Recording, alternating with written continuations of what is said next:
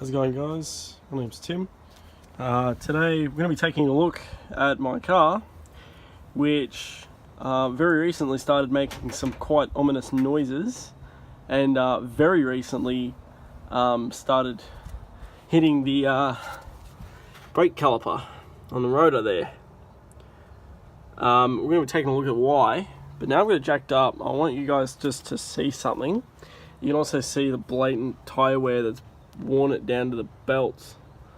So these tyres are going to need replacing pretty much straight away with something else. I'm going to take a look. I've already diagnosed this to be a faulty wheel bearing,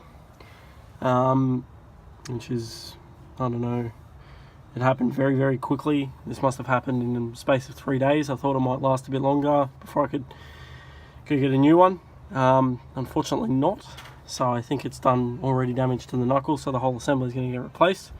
I thought I'd give you guys a look at what you can expect from such a damaged wheel bearing. I'll just pop this up here. So you can see the wheel here.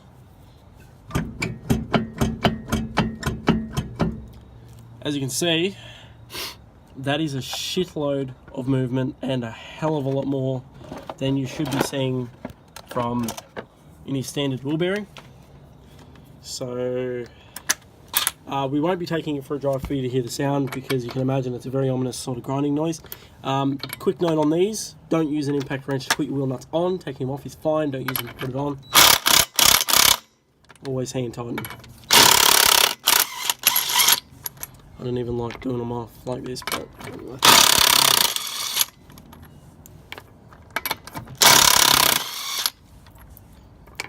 Taking them off like this is okay. Putting them back on isn't advised because it causes stress, undue tension.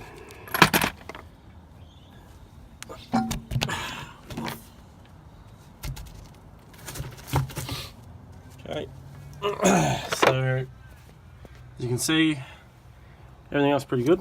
So you can see there that is so basically what's happened as the bearing, fuck, the brakes are hot still. As the bearing is shifted, it's allowed the caliper. So for a basic rundown on how this all works, that is held on, your rotor is held on by your hub, which is secured into the knuckle via the bearing.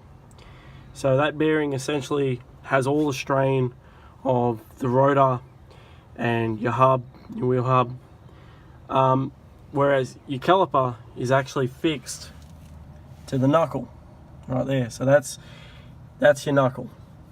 Okay, so when your wheel bearing goes, it allows the bearing or your hub to flex against the knuckle, causing this. That's for the Subaru assemblies anyway.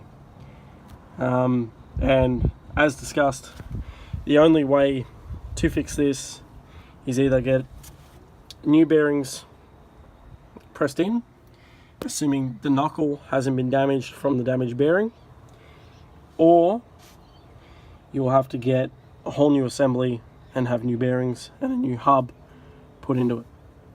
So basic rundown on what to look for when your car's making noises. Now, this progressed to this from a squeaky noise, like a squeaky clicking noise, which I diagnosed as a bearing dying.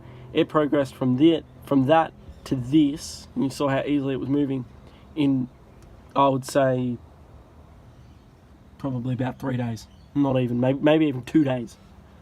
I think the last time, I think it started this on Sunday night and it's now Tuesday, so it's taken about 2 days for it to go from noisy to this.